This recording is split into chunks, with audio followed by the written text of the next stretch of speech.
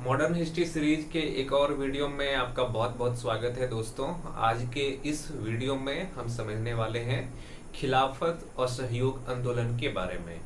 पिछले वीडियो में हमने समझा था कि मॉन्टेग्यू चेम्सफोर्ड रिफॉर्म जो कि 1919 में आया था, इसमें प्रयास किया गया था भारत के लोगों की जो पुरानी मांग थी स्वशासन की वो देने का। हालांकि ये नाम मात्र सुधार था, कुछ ज्यादा इसमें था नहीं, पर भारतीय लोगों को एक दिलासा देने के लिए ये काफी था। इसके बाद क्या हुआ कि 1919 में जो जालियांवाला बाग हत्याकांड हुआ था उसका भी कोई समाधान नहीं निकला था, क्योंकि उसमें बहुत सारे भारतीय लोग मारे गए थे और भारतीय लोगों के अंदर एक असंतोष की भावना बढ़ता ही जा रहा था। तो सबसे पहले हम इसी चीज को समझते हैं कि 1920-21 के आसपास जो एक खिलाफत और सहयोग आंदोलन शुरू हुआ था, इसके पीछे मेन कारण क्या था। क्योंकि अगर हम कारण समझ लेंगे तो फिर ये चीज समझने में आसानी हो जाएगा कि इस आंदोलन में कितने लोगों ने भाग लिया, सामाजिक आधार इस आंदोलन का क्या था। इन सब चीजों को समझना आसान हो जाएगा और फिर लास्ट में इस आंदोलन का मूल्यांकन हम करेंगे कि ये आंदोलन कितना सफल रहा और इस आंदोलन ने किस तरह से भारतीय राष्ट्रीय आंदोलन को और अधिक मजबूत किया। तो सबसे पहले अगर हम खिलाफत आंदोलन की बात करें तो खिलाफत आंदोलन के पीछे का जो कारण था, इन कारण की अगर हम देखें तो सबसे पहला जो कारण था इसका, खिलाफत आंदोलन के अगर हम कारण को देखें तो पहला जो कारण था खिलाफत का मुद्दा। पहला इसका था खिलाफत का मुद्दा।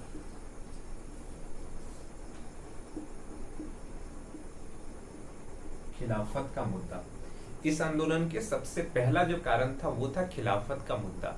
हालांकि ये जो खिलाफत का मुद्दा है इसका संबंध सीधे भारत से नहीं था, किसी तरह से ये भारत से जुड़ा हुआ नहीं था, ये तुर्की से जुड़ा हुआ था। हम आगे समझेंगे ये मुद्दा क्या था। दूसरा जो इस आंदोलन का सबसे बड़ा था कि सरकार के द्वारा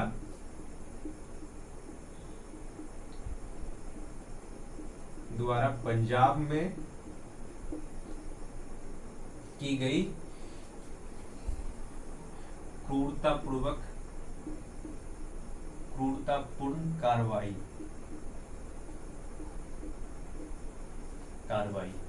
तो लोग सरकार से, ब्रिटिश सरकार से इस चीज की मांग कर रहे थे कि सरकार के द्वारा जो पंजाब में क्रूरतापूर्ण कार्रवाई किया गया जालियांवाला बाग हत्याकांड के रूप में, जिसमें हजारों लोगों की जान गए, इसका स्वतंत्र जांच हो और जो लोग इस हत्या के लिए जिम्मेदार है उन लोगों को सजा दिया जाए। तो दूसरा कारण ये था। और जो इसका तीसरा कारण था वो है स्वराज की स्थापना।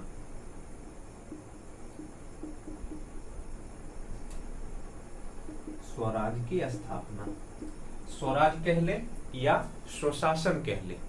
स्वराज या स्वशासन की मांग भारतीय लोगों के द्वारा लंबे समय तक किया जाता रहा था, पर 1919 में जो मॉन्टेग्यू चेम्सफोर्ड रिफॉर्म आया था, इस रिफॉर्म के जरिए ये कोशिश किया गया कि स्वराज दिया जाए।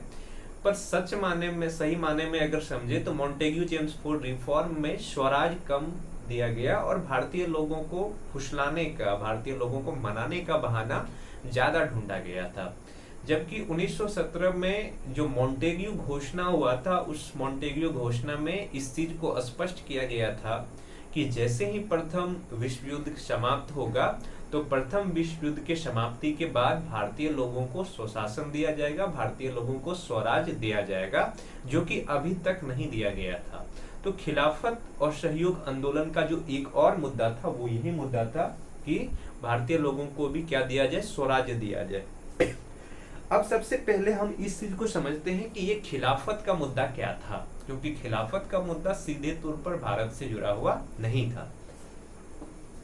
तो पहला चीज हम यही समझते हैं, खिलाफत का मुद्दा।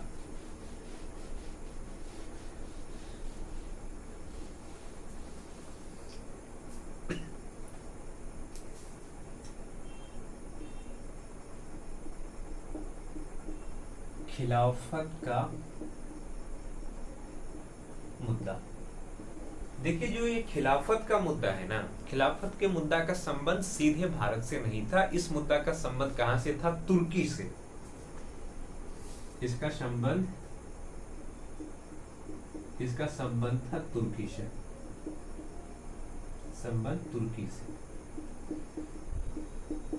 हुआ क्या था कि जब प्रथम विश्व युद्ध चल रहा था तो प्रथम विश्व युद्ध में क्या हुआ था कि तुर्की जो था ये जर्मनी और ऑस्ट्रेलिया के साथ मिलकर के युद्ध में एक हिस्सा बना हुआ था और दूसरी तरफ ब्रिटेन था। इस युद्ध में क्या हुआ कि तुर्की का हार हो गया। एक तरफ कौन था, अगर हम प्रथम वर्ल्ड वॉर की बात करें तो एक तरफ था तुर्की, जर्मनी और ऑस्ट्रिया, एक तरफ ये सब था। और दूसरी तरफ कौन सब था, तो दूसरी तरफ था आपको ब्रिटेन, फ्रांस और यूएसए। इस युद्ध में क्या होता है कि चूंकि जर्मनी का हार हो जाता है, जो धूरी राष्ट्र था इसको कहा गया धूरी राष्ट्र और इसको कहा गया मित्र राष्ट्र। तो धूरी राष्ट्र का जब हार हो गया तो इसमें तुर्की का भी हार हो गया। और जब तुर्की का हार हुआ तो तुर्की के ऊपर कई तरह के अपमानजनक संधि थोपा गया। उस समय तुर्की के जो खलीफा थे उन खलीफा को उनके पद से हटा दिया गया और तुर्की के कई सारे हिस्से को, जो ये विजित राष्ट्र थे जिन्होंने इस युद्ध में विजय प्राप्त किया था, इन राष्ट्रों में तुर्की का टुकड़े करके बांट दिया गया। क्योंकि तुर्की का जो खलीफा था वो दुनिया भर के मुसलमानों का धार्मिक नेता था। उस समय तुर्की के खलीफा को दुनिया भर के मुसलमान अपना धार्मिक नेता मानते थे। इस वजह से सभी लोगों की आस्था तुर्की के खलीफा की ओर था। किंतु इस युद्ध में तुर्की के खलीफा के साथ कई अपमानपूर्ण संधि किया गया और तुर्की के खलीफा को उसके पद से भी हटा दिया गया। इस वजह से क्या हुआ कि भारत के मुसलमानों ने ब्रिटिश शासन के विरुद्ध एक आंदोलन की शुरुआत की, क्योंकि उसको लगता था कि अगर ब्रिटिश शासन पे भारत में दबाव बनाया जाएगा तो तुर्की के खलीफा के साथ जो अपमान हो रहा है, तुर्की के खलीफा के साथ जो संधि किया जा रहा है, वो संधि रोका जा सकते हैं और तुर्की के खलीफा के क्षेत्रों को लौटाया जा सकता है। दूसरी तरफ अगर हम ये देखें तो ये चीज केवल और केवल भारत के मुसलमानों की ओर से नहीं हो रहा था। दुनिया भर के मुसलमान की आस्था चूंकि तुर्की की तरफ था, तो दुनिया भर के मुसलमान यही चाहते थे कि तुर्की के साथ किसी भी तरह की अपमानजनक संधि नहीं किया जाए, तुर्की के खलीफा को उसके पद से नहीं हटाया जाए। पर चूंकि तुर्की इस युद्ध में हार चुका था, इसलिए क्या किया गया कि उसके खलीफा को उसके पद से हटा दिया गया। तो इस वजह से क्या होता है कि जो भारत के अंदर रहने वाले मुसलमान लोग थे वो ब्रिटिश शासन से अपना कुछ मांगे रखते हैं। नहीं तो भारतीय मुसलमान के द्वारा जो मांगे रखा गया था उसको हम समझते हैं।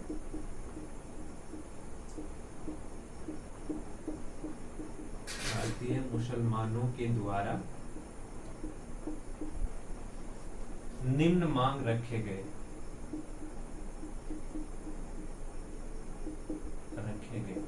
पहला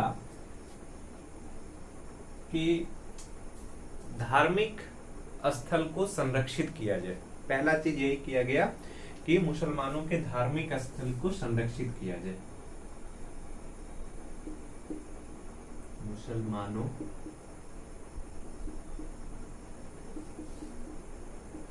के धार्मिक स्थल को संरक्षित किया जाए, संरक्षित किया जाए। नहीं तो मुसलमानों की जो धार्मिक स्थल है तुर्की में, जिसको जो विजित राष्ट्र है यानी कि जो ब्रिटेन है, जो फ्रांस है, जिसने इस युद्ध में जीता हुआ है, तो इन्होंने क्या किया कि तुर्की जो ऑटोमन एम्पायर था, ऑटोमन साम्राज्य था, वो बहुत बड़े क्षेत्रों में फैला हुआ था।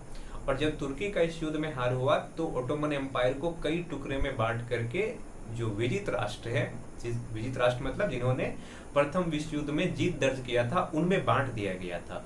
तो भारतीय मुसलमानों का पहला मांग ये था कि तुर्की के अंदर जो धार्मिक स्थल है, जो मुसलमानों का पवित्र स्थल माना जाता है, उन स्थलों को संरक्षित किया जाए। वो स्थल किसी भी राष्ट्रों के बीच नहीं बांटा जाए, क्योंकि वो मुसलमानों के लिए एक पवित्र जगह है। दूसरा, उन्होंने ये मांग रखा कि खलीफा को अधिक से अधिक क्षेत्र प्रदान किया जाए। खलीफा, जो तुर्की के शासक थे उसको कहा जाता था खलीफा, और ये धार्मिक नेता भी थे। खलीफा को अधिक से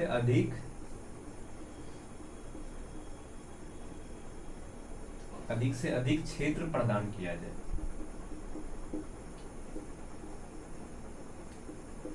क्षेत्र प्रदान किया जाए, यानी कि जो तुर्की के शासक हैं, तुर्की के शासक के साथ भले ही संधि कर रहे हैं मित्र राष्ट्र, पर ये कोशिश की जानी चाहिए कि सबसे पहले मुसलमानों की जो पवित्र स्थल है उसको संरक्षित किया जाना चाहिए, और दूसरा जो तुर्की के खलीफा है, तुर्की के खलीफा को अधिक से अधिक भूक्षेत्र प्रदान किया जाना चाहिए। ये दो मांग उसके द्वारा रखा गया।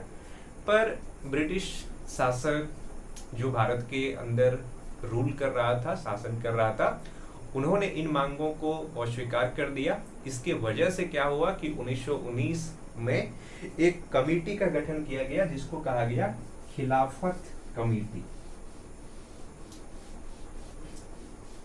क्योंकि जो खिलाफत और सहयोग आंदोलन है, इसमें हमें खिलाफत का मुद्दा क्या था इनको सही से समझना है। तो खिलाफत के मुद्दे को लेकर के किस तरह से चीजें अंदर भारत के अंदर बन रहा था, भारत के अंदर किस तरह से चीजें परिवर्तित हो रहा था, सबसे पहले हम उसी चीज को समझते हैं। तो सबसे पहले क्या किया गया इसके बाद कि खिलाफत कमेटी का गठन किया गया।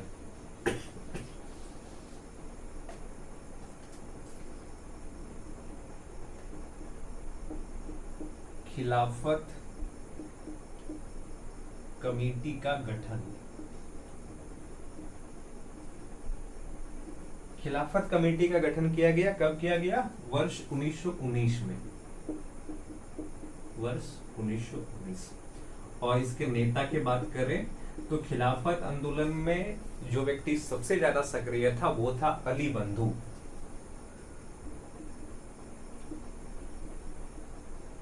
अली बंधु, अली बंधु में कौन कौन आते थे? मोहम्मद अली और शौकत अली। मोहम्मद अली और शौकत अली, अली बंधु सबसे ज्यादा सक्रिय थे। इसके अलावे कौन कौन थे? मौलाना आजाद,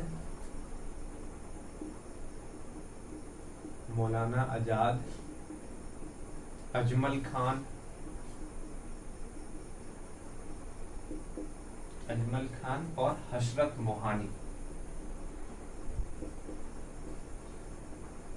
हशरत मोहानी जैसे नेता इसमें शामिल थे।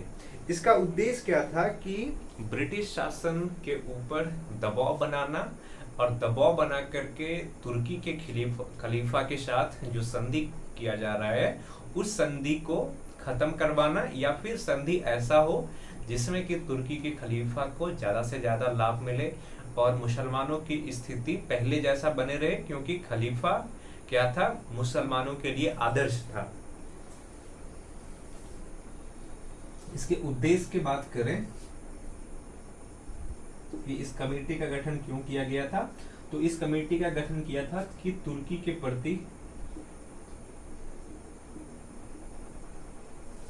प्रति रवैया या नजरिया, रवैया बदलने के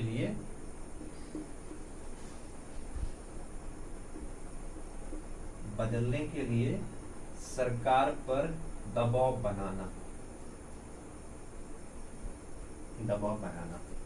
इस कमेटी का गठन ही इसलिए किया गया ताकि सरकार पर ज्यादा से ज्यादा दबाव बनाया जा सके, ताकि सरकार तुर्की के खलीफा के साथ जो संधि कर रहा है, इस संधि में तुर्की के खलीफा के साथ ज्यादा सख्त संधि नहीं कर सके।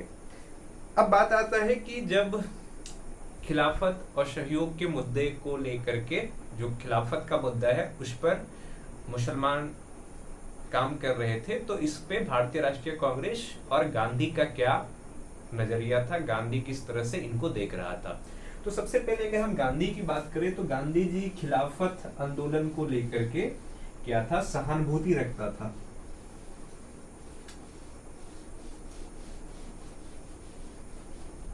नहीं, गांधी का क्या था? खिलाफत के मुद्दे पर गांधी का क्या था? सहानुभूति था। महात्मा गांधी खिलाफत के मुद्दे को लेकर के सहानुभूति रखता था। इसके पीछे अगर हम कारण को समझें तो देखिए कारण क्या था। पहला चीज, भले ही खिलाफत का मुद्दा जो था ये सीधे तौर पर भारत से जुड़ा हुआ नहीं था और ये मुसलमानों का एक धार्मिक मुद्दा था, फिर भी गांधी इस पर क्यों अपना सहानुभूति रखते थे? तो गांधी का मानना था कि जो मुसलमान हैं,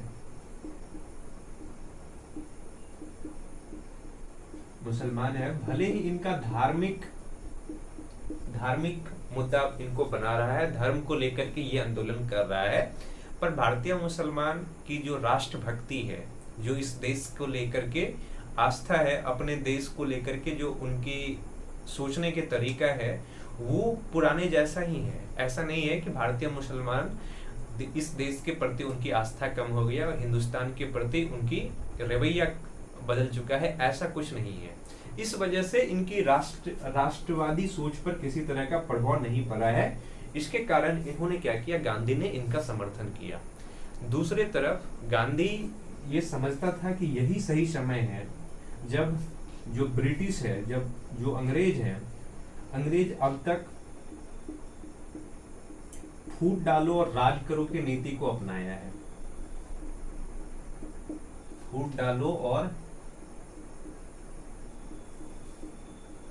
राज करो की नीति को अपनाया है और इसके द्वारा इन्होंने क्या किया है कि भारत के अंदर सबसे पहले नस्लों के आधार पर भेदभाव को बढ़ावा दिया और फिर धर्म के आधार पर भारतीय लोगों को तोड़ने का प्रयास किया।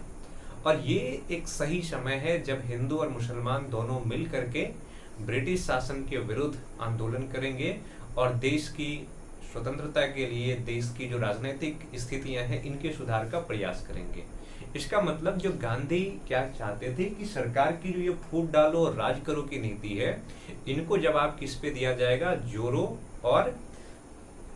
और विरोध करो की नीति से नहीं, इनको जवाब दिया जाएगा। अंग्रेज को किससे जवाब दिया जाएगा? जोरो और विरोध करो।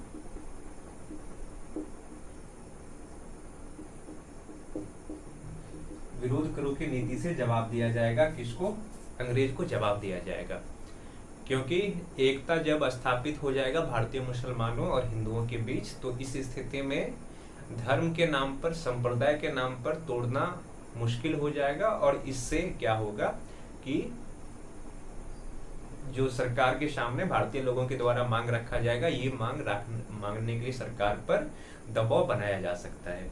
दूसरी तरफ अगर हम ये देखें तो एक और कारण क्या था कि भले ही ये खिलाफत का मुद्दा है, पर इसको साम्राज्यवाद विरोधी मुद्दा से जोड़ा जाएगा। साम्राज्यवाद विरोधी मुद्दा।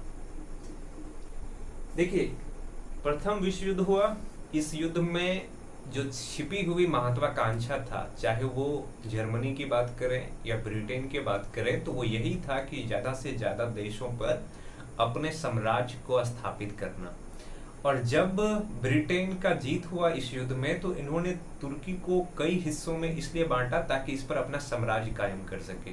तो गांधी इस बात को मानते थे कि ये सही समय है जब हम इस साम्राज्यवादी शक्ति का विरोध करेंगे खिलाफत का मुद्दा बना करके, क्योंकि भले ही तुर्की को अपने अधीन करके ये उस पर अपना शर्त स्थापित करना चाहता है, लेकिन ये कहीं न कहीं साम्राज्यवाद की नीति है और साम्राज्यवाद की नीति का शिकार कहीं न कहीं भारत भी हुआ है। इसलिए इस मुद्दा को जोड़ करके क्या किया कि विरोध करने का प्रयास किया। अब क्या होता है कि नवंबर 1919 में अखिल भारतीय कांग्रेस कमेटी का गठन किया जाता है।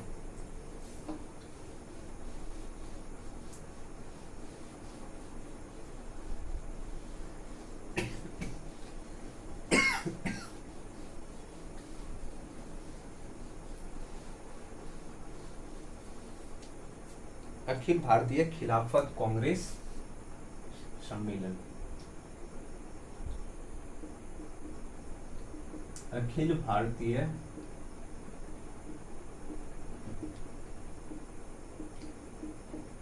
खिलाफत कांग्रेस सम्मेलन। ये जो अखिल भारतीय खिलाफत कांग्रेस सम्मेलन है, ये कब हुआ था? इसका आयोजन हुआ था नवंबर 1919 में। और कहां पे? स्थान की बात करें तो दिल्ली में।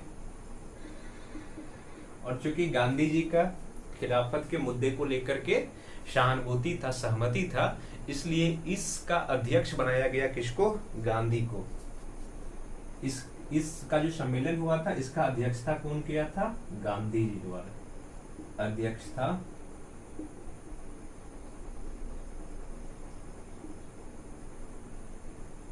गांधी के द्वारा, गांधी जी ने इसका अध्यक्षता किया था। अब हम समझते हैं कि इस सम्मेलन में क्या निर्णय लिया गया। तो अखिल भारतीय खिलाफत कांग्रेस का जो सम्मेलन हुआ था 1919 में, इसमें गांधी जी इसका अध्यक्षता किया था। और इसमें इस चीज पर सहमति बनी थी कि जो खिलाफत और सहयोग आंदोलन होगा, ये किस तरीके से चलाया जाएगा। तो सबसे पहले इसमें निर्णय लिया गया कि जो विदेशी वस्तु है उसका बहिष्कार किया जाएगा, सरकार के साथ असहयोग का नीति अपनाया जाएगा।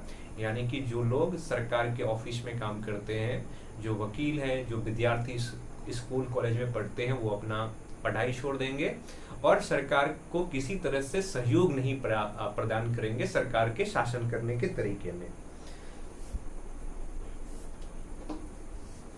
तो इसमें निर्णय क्या लिया गया? असहयोग कार्यक्रम। निर्णय क्या लिया गया? असहयोग कार्यक्रम। असहयोग कार्यक्रम में सबसे पहले विदेशी वस्तुओं का बहिष्कार, विदेशी वस्तुओं का बहिष्कार,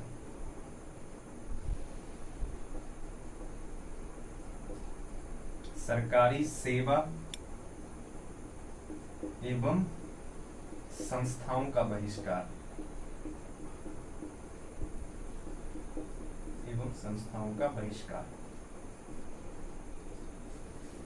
का निर्णय लिया गया।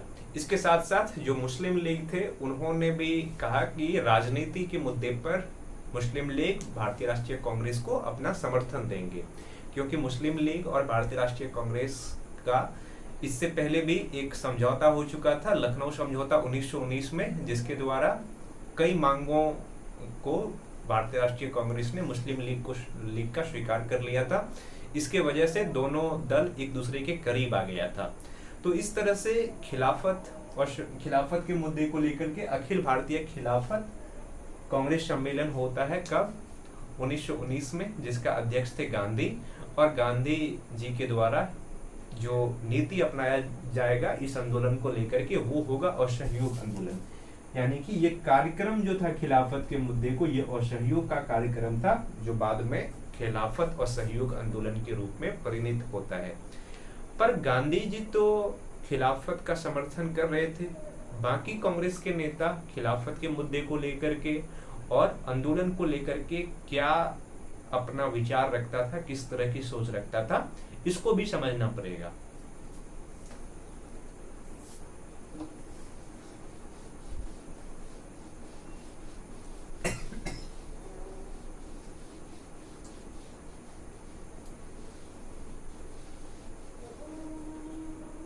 तो सबसे पहले हेडिंग डालना पड़ेगा, खिलाफत का मुद्दा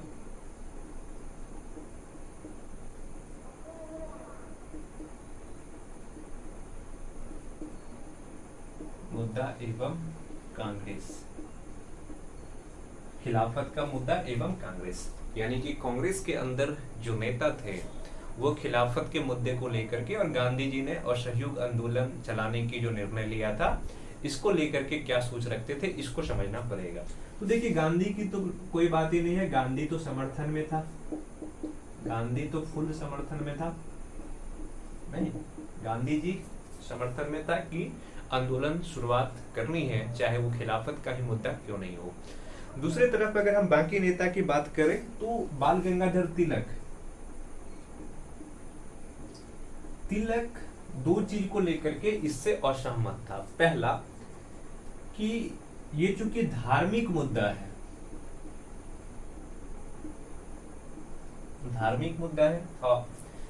और इस धार्मिक मुद्दा को राजनीति में प्रयोग किया जा रहा है, यानी कि धर्म को राजनीति से जोड़ करके जो प्रयोग किया जा रहा है, इससे तिलक असहमत थे। दूसरा, तिलक जो गांधी की नीतियां हैं, गांधी जी का जो काम करने का तरीका था, गांधी जी का जो सत्याग्रह का कार्यक्रम था, उससे भी असहमत थे।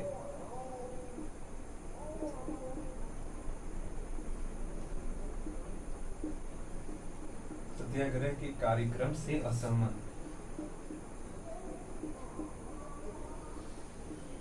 नहीं। तो जो तिलक थे, बाल गंगाधर तिलक थे, ये गांधी जी की जो सत्याग्रह के कार्यक्रम है और खिलाफत के मुद्दे, चूंकि एक धार्मिक मुद्दा था और सीधे तौर पर ये भारत से जुड़ा हुआ भी नहीं था, इन दोनों चीज को लेकर के बाल गंगाधर तिलक असहमत थे।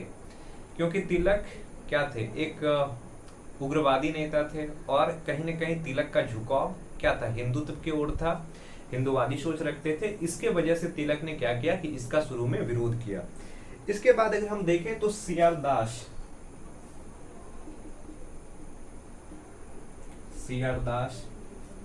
और लाला लाजपत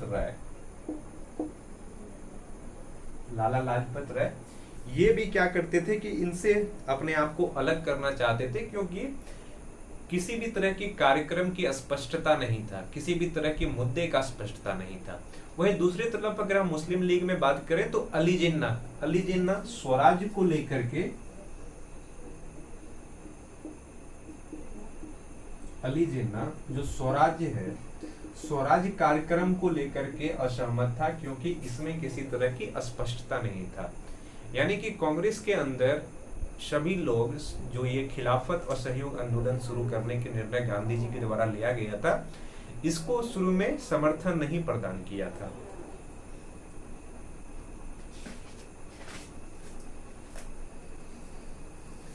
इसके बावजूद क्या होता है कि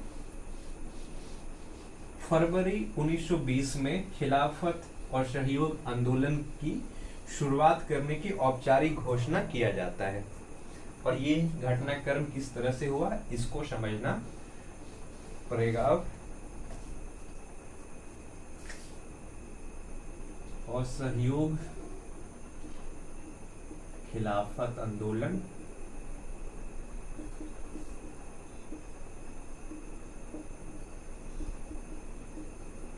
1920-21 के दौरान किस तरह से असहयोग खिलाफत आंदोलन की शुरुआत होता है, इसको समझने की हम प्रयास करते हैं।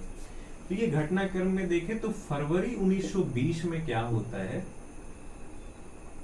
फरवरी 1920 में हिंदू और मुसलमानों की संयुक्त प्रतिनिधियों का एक मंत्री सदस्य क्या होता है कि किससे मिलता है, वायसराय से मुलाकात करता है। नहीं, हिंदू मुसलमानों का संयुक्त प्रतिनिधि का समूह क्या होता है कि वायसराय से मुलाकात करता है और वायसराय के सामने ये शर्त रखता है, ये कंडीशन रखता है कि अगर इन मांगों को स्वीकार नहीं किया गया, वायसराय के द्वारा इन मांगों को नहीं माना गया, तो सरकार के विरुद्ध एक आंदोलन शुरू की जाएगी। पर उनके मांगों को नहीं माना जाता है। दूसरे तरफ क्या होता है कि मई 1920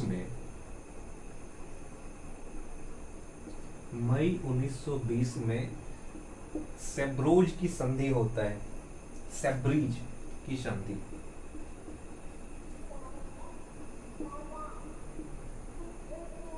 सेब्रीज की संधि होता है किसमें, यूरोप में, और इसके द्वारा तुर्की को कई हिस्से में बांट दिया जाता है और खलीफा को उनके पद से हटा दिया जाता है।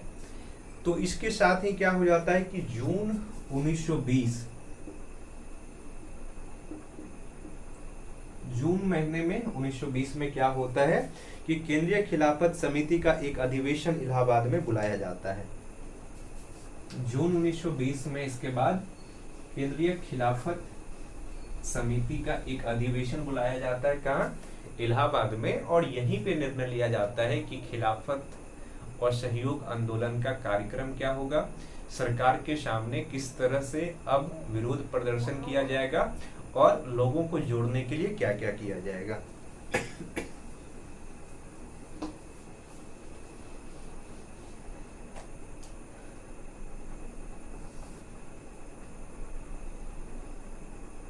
केंद्रीय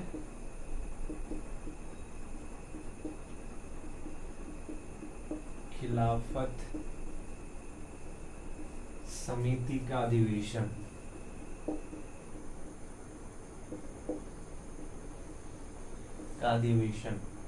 ये कब होता है?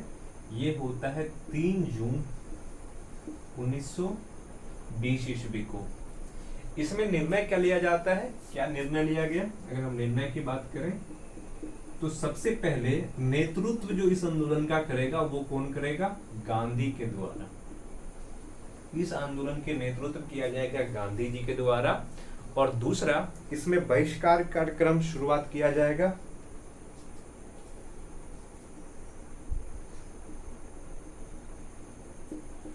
और सहयोग एवं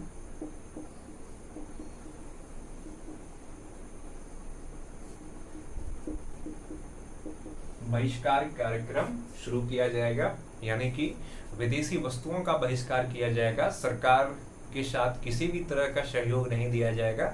सरकारी सेवाएं और सरकारी संस्थाओं का बहिष्कार किया जाएगा। इस तरीके से क्या होता है कि जून 1920 में औपचारिक रूप से खिलाफत और सहयोग आंदोलन की शुरुआत हो जाता है। इसके बाद क्या होता है कि 31 अगस्त 1920 को ये निर्णय लिया जाता है कि खिलाफत आंदोलन की जो शुरुआत होगा वो कब से होगा? 31 अगस्त 1920 को। पर इससे पहले ही क्या होता है कि बाल गंगाधर तिलक की मृत्यु हो जाता है और बाल गंगाधर तिलक के मृत्यु के साथ ही ये आंदोलन शुरू हो जाता है। यहाँ पे हिंदू मुस्लिम एकता का बहुत बड़ा मिसाल देखा गया। जो बाल गंगाधर तिलक की अंतिम यात्रा था उसमें कंधा देने के काम में जो शौकत अली है, अली बंधु ने भी भाग लिया था, बहुत सारे मुसलमानों ने भाग लिया था और इस तरह से ये आंदोलन की शुरुआत हो जाती है। इस आंदोलन के बाद बहुत सारे लोगों ने सरकारी सेवाओं से क्या किया कि अपना इस्तीफा दिया, जिनमें कि वकील की बात महत्वपूर्ण है। तो अगर हम वकील में देखें तो जो उस समय के प्रसिद्ध वकील थे, चाहे वो जवाहरलाल नेहरू, उनके पिताजी मोतीलाल नेहरू, इसके साथ साथ और भी बहुत सारे लोग थे जिन्होंने इस आंदोलन में क्या किया कि भाग लिया था। अब हम ये समझते हैं कि कांग्रेस के अंदर किस तरह से इस आंदोलन को लेकर के कार्यक्रम चल रहा था। और चूंकि कांग्रेस का हर वर्ष दिसंबर माह के अंतिम में एक अधिवेशन होता था, तो कांग्रेस का अधिवेशन कब हुआ था कि 19 दिसंबर 1920 में भारतीय राष्ट्रीय कांग्रेस का नागपुर अधिवेशन हुआ। और नागपुर अधिवेशन में जो खिलाफत और सहयोग आंदोलन है, इस आंदोलन के लिए क्या निर्णय लिया गया और कांग्रेस की जो पुरानी मान्यता थी, जो पुराने सिद्धांत थी, इन सिद्धांत में किस तरह से परिवर्तन हुआ, आइए अब हम इन चीजों को समझते हैं।